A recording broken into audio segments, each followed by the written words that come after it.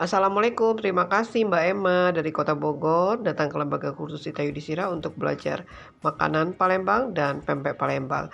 Nah, seperti ini ya proses pembuatan tekwan ya. Nih, ini hasilnya luar biasa. Nah, ini Mbak Emma membuat pempek keriting ya.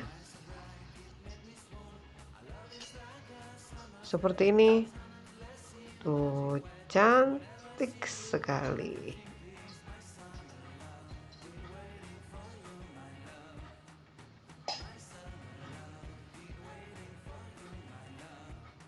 Di peserta diajarkan ya pempek dengan banyak variannya, direbus, digoreng lengkap dengan cukonya. Nah, salah satunya seperti ini ya, ini pempek keriting.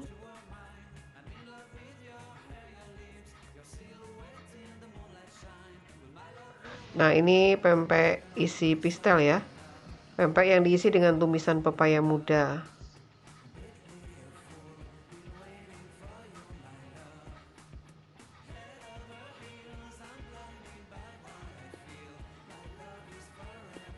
Tuh, seperti ini. Luar biasa hasilnya ya.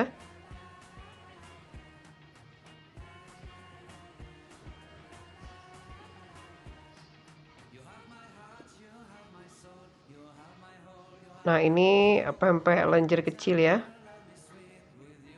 Dan ini hasilnya. Terima kasih Mbak Emma.